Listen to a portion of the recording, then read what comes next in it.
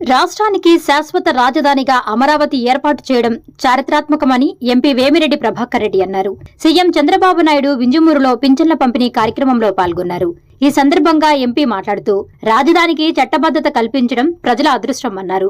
ఆర్థిక ఇబ్బందులు ఉన్నప్పటికీ అభివృద్ధి, సంక్షేమం కొనసాగుతున్నాయని చెప్పారు. రాష్ట్రంలో లక్షలాది మందికి పింఛన్లు అందిస్తున్నట్లు వివరించారు. 2029లో మళ్లీ విజయం సాధిస్తామని విశ్వాసం వ్యక్తం చేశారు. అభివృద్ధి మార్గదర్శి అమరావతి ప్రొడ్యూసర్ అనాలా? ఎందుకంటే మీ అందరికీ తెలుసు, ఈరోజు చరిత్రాత్మక దినం. ఈరోజు మన ముఖ్యమంత్రులు 28వ తేదీ అసెంబ్లీలో అమరావతి క్యాపిటల్గా పాస్ చేసి ఈరోజు లోక్సభకు పంపడం, ఈరోజు లోక్సభలో బిల్లు పాస్ అవుతుంది.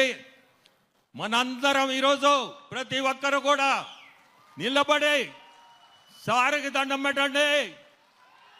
అమరావతి క్యాపిటల్ అనేది ఏర్పడుతుంది. మనకి ముందుకి ఎవరు కూడా భయపడాల్సిన అవసరం లేదు. మనకి ఒక క్యాపిటల్ అనేది ఏర్పడుతుంది. ఈరోజు రాజ్యసభలో కూడా క్లియర్ అవుద్ది. ఈరోజు కాకపోతే రేపు మార్నింగ్ రాజ్యసభలో కూడా క్లియర్ అవుద్ది బిల్లు. సో మనకి ఒక క్యాపిటల్ అనేది మన ముఖ్యమంత్రులు చంద్రబాబు నాయుడు గారు విజనరీతో ఇటువంటి చరిత్రాత్మక డిసిషన్ తీసుకొని అంతా 3 రోజుల్లో జరిపించడం అంటే దేశంలోనే ఇట్లా జరిగి ఉండదు. ఇప్పుడు జరిగిన క్యాపిటల్ అమరావతి గురించి ఈరోజు చెప్పాలంటే పెన్షన్ గురించి ఎన్టీఆర్ భరోసా, ఈ పెన్షన్ అనేది దేశంలోనే ఎక్కడ కూడా 4000 పెన్షన్ ఇచ్చే కార్యక్రమం ఎక్కడా లేదు. మన గవర్నమెంట్ తప్పక, ఆంధ్రప్రదేశ్ గవర్నమెంట్ తప్పక. ఇంతకు ముందు మీరు చూసుంటారు, సంవత్సరానికి 250 లెక్కన 3000కి తీసుకొస్తే ఒకటే పెన్ స్ట్రోక్తో 4000 పెన్షన్ తీసుకుపోయారు. ఈరోజు ప్రతి ఒక్కరికి కూడా 4000 అనేది దాదాపు 64 లక్షల మందికి మన రాష్ట్రంలో ఈరోజు ఈ పెన్షన్ కార్యక్రమం జరుగుతుంది. 2800 కోట్లతో ఈ పెన్షను ఆర్థికంగా ఎన్ని ఇబ్బందులున్నా 1వ తేదీ ఆదివారం అయితే ముందు రోజు ఇస్తున్నారు, లేదంటే 1వ తేదీ టెన్షన్గా మీ ఇళ్ళకి చేరుతుంది. అటువంటి కార్యక్రమానికి ఈరోజు మన ముఖ్యమంత్రులు వింజమూరు, ఉదయగిరి కాన్స్టిట్యున్సీలు వింజమూరుకి రావడం చాలా సంతోషం. ఈరోజు చెప్పాలంటే నెల్లూరు జిల్లాలో పెద్ద పరిశ్రమలు రాబోతున్నాయి. బీపీసీఎల్, ఇండోసోల్, కిసాన్ సెస్ 30 సంవత్సరాల నుంచి పక్కన పడి ఉండింది, అది క్లియర్ అయింది. అక్కడ కూడా దాదాపు 7-8 కోట్లతో పరిశ్రమలు ముందు రాబోతున్నాయి. ఉపాధి అనేది స్పెషల్గా ఉదయగిరి నుంచి చూస్తే చాలామంది వెలసిపోయి ఉన్నారు. సికింద్రాబాద్ అని, హైదరాబాదు, బెంగళూరు అటువంటివి కూడా ఇప్పుడే సురేష్ గారు చెప్పినట్టు, మీ ఎమ్మెల్యే గారు చెప్పినట్టు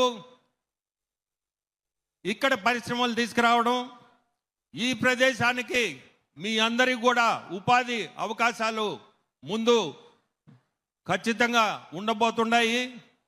మనందరం కూడా చూస్తున్నాము, సూపర్ 6 అనేది సూపర్ సక్సెస్ అయింది. ఇవన్నీ కూడా ఎన్ని ఇబ్బందులున్నా ఆర్థికంగా మన ముఖ్యమంత్రులు ఎవరు కాబట్టే నేను ఢిల్లీలో చూస్తుంటా ఎంత ఇబ్బంది పడుతుంటాడో. వచ్చినప్పుడు ఆర్థికంగా చాలా ఇబ్బందులు ఉన్నాయి రాష్ట్రానికి. ఇవన్నీ తట్టుకొని ఎంతమందిని కలుస్తాడంటే పెద్దలందరినీ, అక్కడ అందరినీ కలిసి రాష్ట్రాన్ని ముందుకు తీసుకోవాలా, ముందు అడిగించాలా అనే ఒక్కటే కాన్సెప్ట్తో ప్రజలకి ఏది చేయాలా, ఏ మంచి చేయాలా అని తప్పక వేరే ఆలోచనే లేదు. మీరందరూ చూస్తుంటారు, ఒక్క నిమిషం ఒక్క క్షణం ఖాళీగా ఉండడు మన ముఖ్యమంత్రి గారు. మనందరం చాలా గర్వపడాల. ఇటువంటి మన లీడర్ కింద మనందరం పనిచేస్తున్నామని. మనము కూడా 10% మనం ఆయన చేసే కష్టంలో మనం 10% చేస్తే 29 ఎలక్షన్లో ఖచ్చితంగా గెలుపు మందే. 10% కష్టపడాలి మనందరం.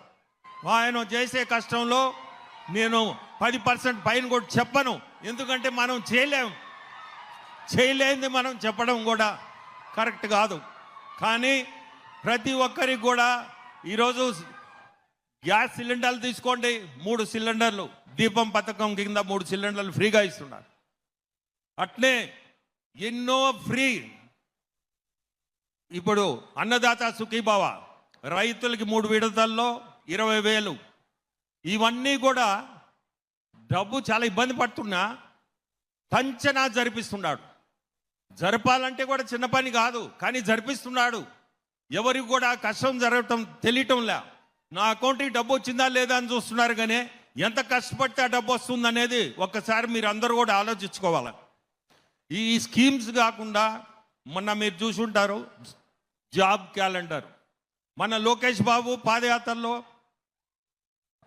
యువ గలం కార్యక్రమంలో ఎక్కడ ఏం చెప్పాడో ప్రతి ఒక్కటి కూడా తూచా జరిపిస్తున్నాడు. దాంట్లోనే భాగంగా మొన్న జాబ్ క్యాలెండర్ దాదాపు 10,600 మందికి ఉద్యోగాలు రిలీజ్ చేశారు. ఇవన్నీ కూడా ఏది చెప్తే తండ్రి కొడుకులు ఇద్దరు కూడా మాట మీద ఉండి జరిపిస్తున్నారు. కష్టాలు వాళ్ళు పడుతున్నారు, కానీ కార్యక్రమాలు అయితే జరిపిస్తున్నారు. మనందరం వాళ్ళ కింద మనం పనిచేయడం అంటే చాలా గర్వపడి మనందరం కూడా పార్టీని ముందుకు తీసుకుపోవాలా. ఈ పార్టీ చాలా కష్టపడి పైకి వచ్చిన పార్టీ, కార్యకర్తలే దానికి స్తంభాలు. అటువంటి కార్యకర్తలు ఏ సమస్యలున్నా ప్రతి ఒక్కరు కూడా మన ముఖ్యమంత్రి వారికి చెప్పుకోవచ్చు. ఇటువంటి కార్యక్రమాలకి వచ్చిందే మీ ఏదన్నా కష్టాలుంటే వినేదానికి. సో ఈరోజు చాలా సంతోషం. స్టేజ్ మీద ఉన్న పెద్దలందరికీ కూడా నమస్కారం. మీ అందరికీ స్టేజ్ మీద ఉన్న మీ అందరికీ కూడా ధన్యవాదాలు తెలుపుతూ సెలవు తీసుకుంటాం. Please subscribe SS News AP.